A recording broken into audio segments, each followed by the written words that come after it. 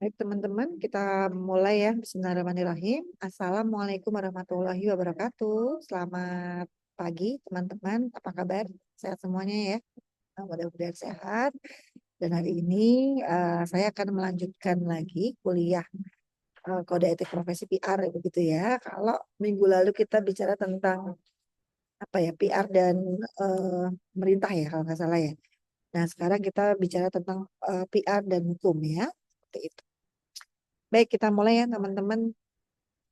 Nah, kalau kita bicara tentang hukum di Indonesia gitu ya, memang eh, kalian puas nggak dengan kondisi gitu ya, kondisi hukum di Indonesia?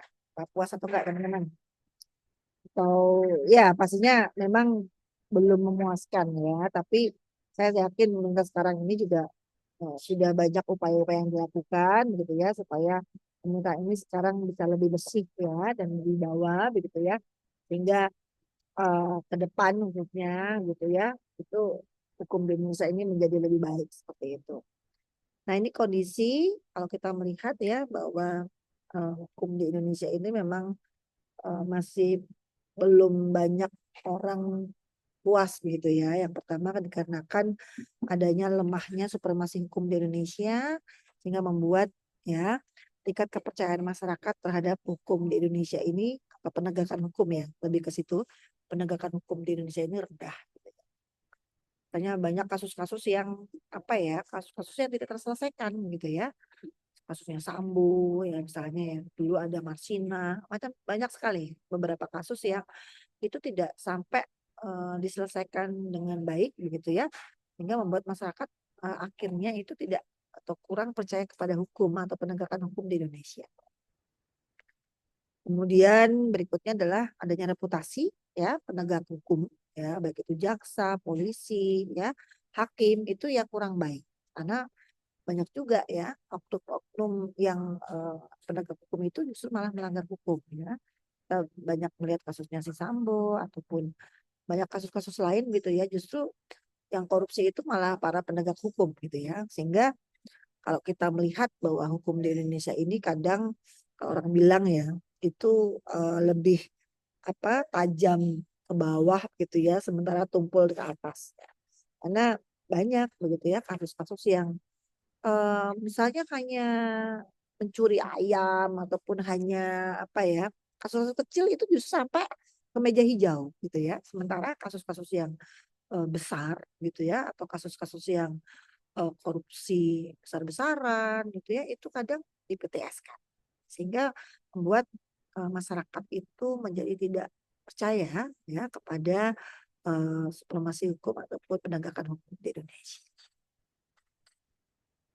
Nah, kalau kita bicara tentang PR ya, PR is reputation. Kita selalu sampaikan bahwa PR itu ya tugasnya adalah bagaimana membangun reputasi positif.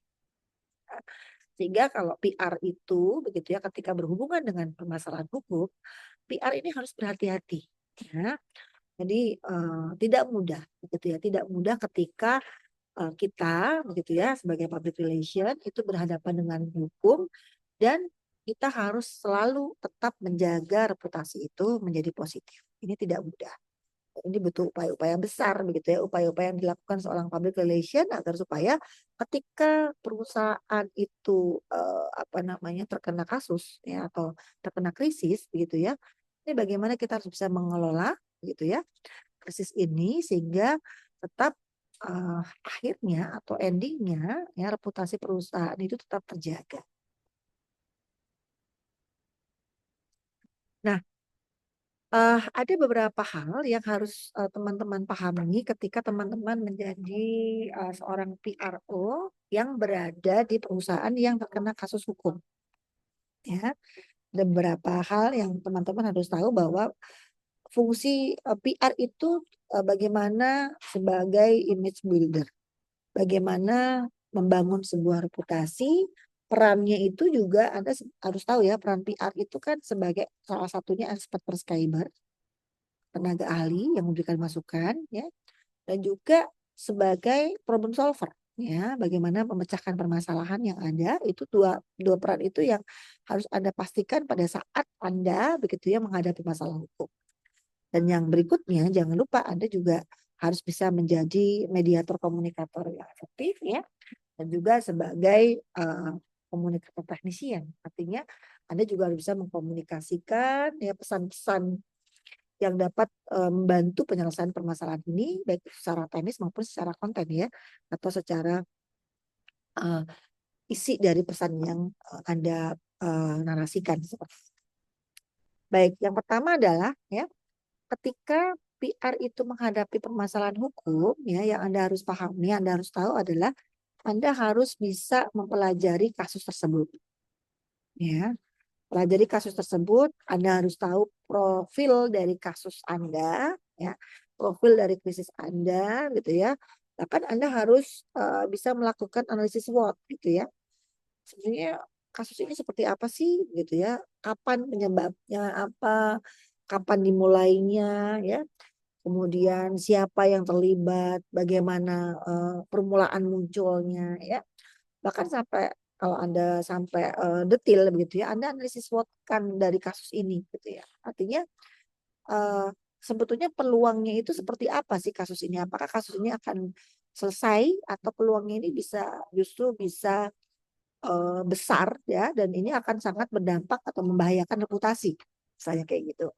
Apa sih kekuatan dari kasus kita begitu ya? Artinya kita bisa menang di mana? Apa sih kelemahannya? Apa yang menjadi permasalahannya begitu ya? Dan apa antisipasi ya second plan yang sudah kita miliki. Nah, ini Anda harus sampai sana gitu ya. Jadi pelajari posisi kasus tersebut begitu ya. Dan Anda harus tahu, paham betul posisi Anda gitu ya. Kejadian itu seperti apa, kapan, di mana, itu Anda harus paham. Artinya profil krisis Anda itu Anda kuasai betul. Ya, baik itu. Kemudian yang berikutnya, karena nantinya teman-teman itu akan bertugas mendampingi advokat atau pengacara. Ya, jadi sekarang semua perusahaan itu sudah punya pengacara gitu ya, sudah punya advokat untuk membantu penyelesaian kasus-kasus tersebut. Sehingga tugas kita adalah mendampingi. Nah, bentuk pendampingan itu tidak hanya secara fisik ya teman-teman, tapi teman-teman juga harus mampu memberikan dokumen-dokumen yang dibutuhkan. Jadi Anda harus bisa mengumpulkan dokumen, kemudian Anda itu harus bisa memberikan ya dokumen yang lengkap, rapi begitu ya, dan juga dokumen itu memang betul-betul dokumen yang relate gitu ya, yang bisa digunakan pada saat advokat itu misalnya memberikan klarifikasi, memberikan hak jawab misalnya ya, itu fokus kita gitu ya. Jangan sampai justru kita tidak punya dokumen ya, ataupun nggak bisa kan kita memberikan statement tanpa dokumen pendukung gitu ya, seperti itu.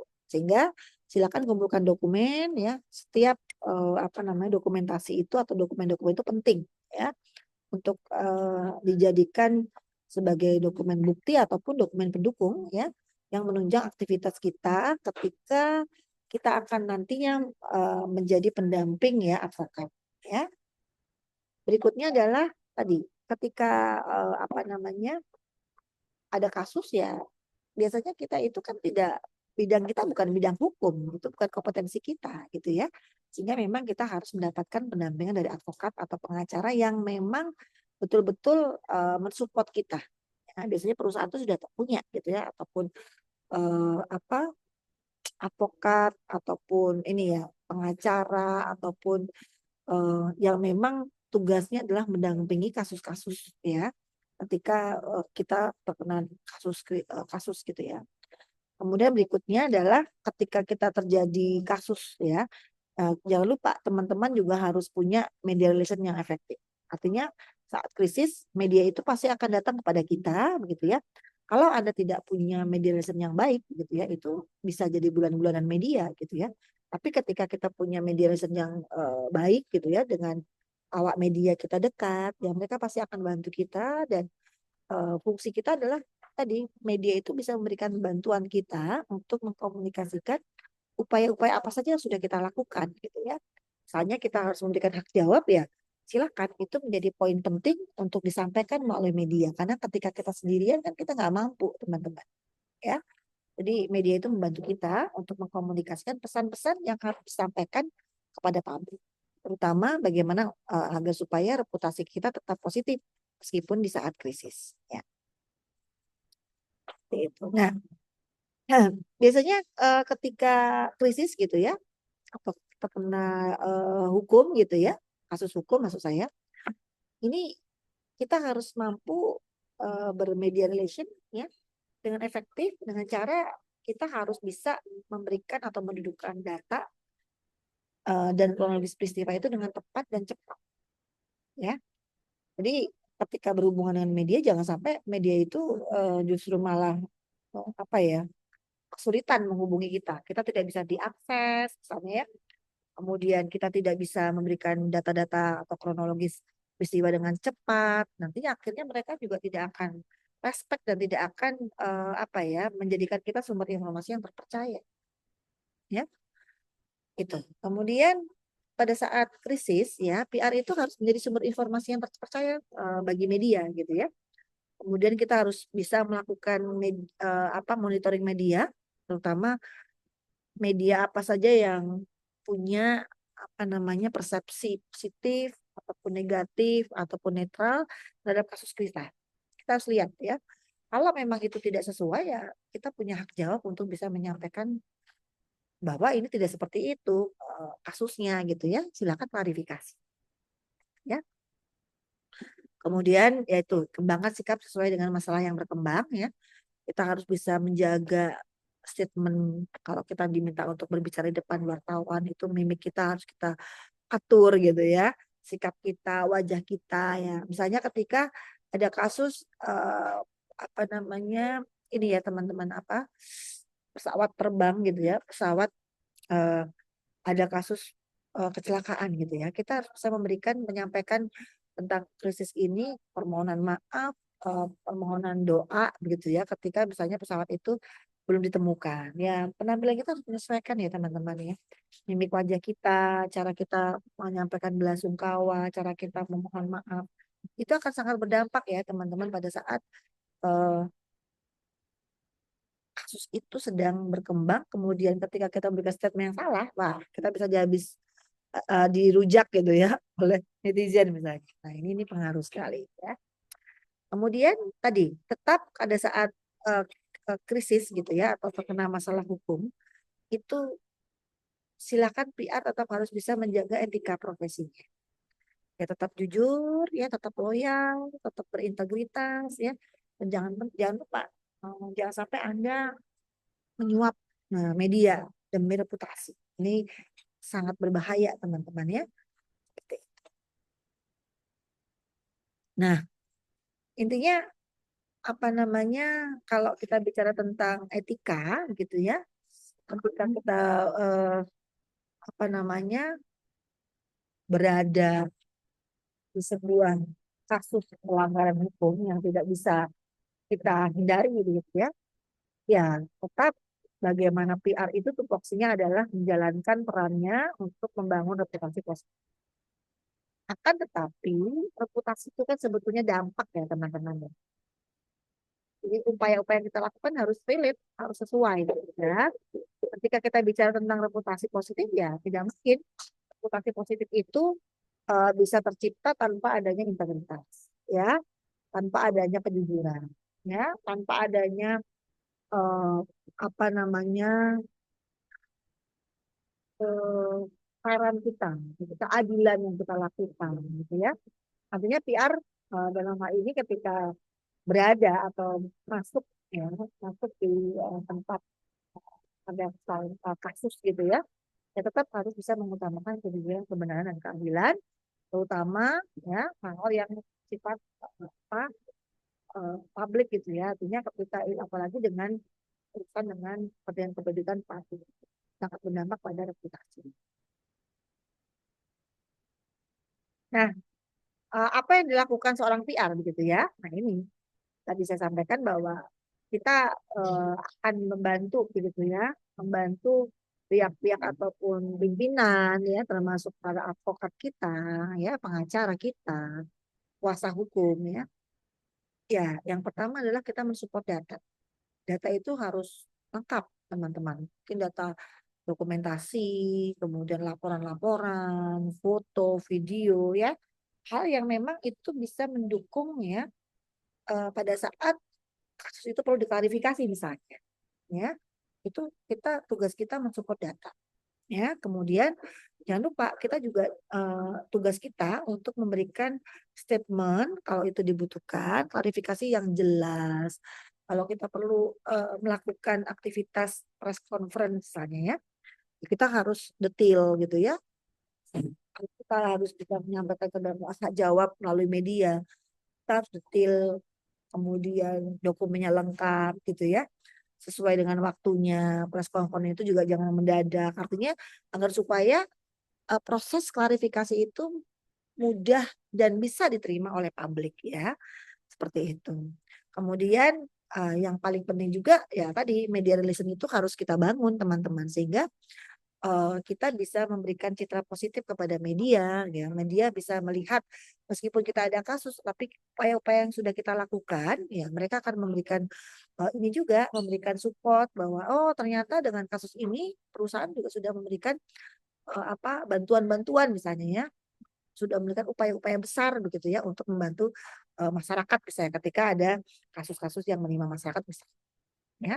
Yang paling penting untuk menjaga tetap reputasi positif gitu ya ketika berhadapan dengan hukum gitu ya, itu tugas PR itu mengkomunikasikan upaya-upaya apa saja yang sudah dilakukan.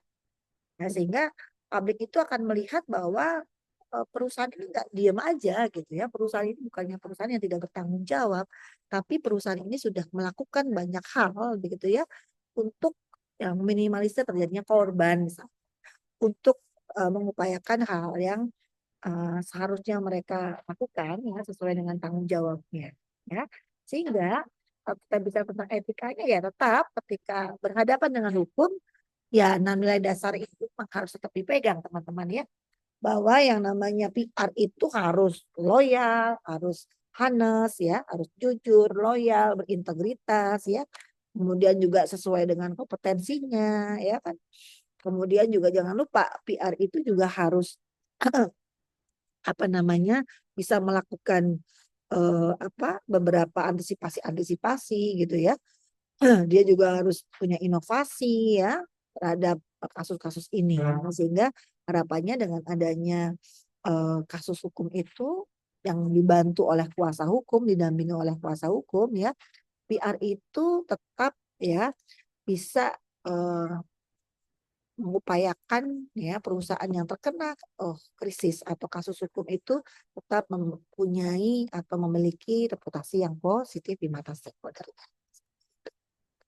Ya teman-teman, dari saya cukupkan sekian. Nanti kalau ada pertanyaan mungkin minggu depan bisa kita apa namanya sampaikan begitu ya. Jangan lupa nanti hari ini teman-teman ada tugas ya, silakan dikerjakan secara kelompok. Dan insya Allah kita minggu depan kita bertemu dan bisa kita presentasikan hasil diskusi kelompok Anda.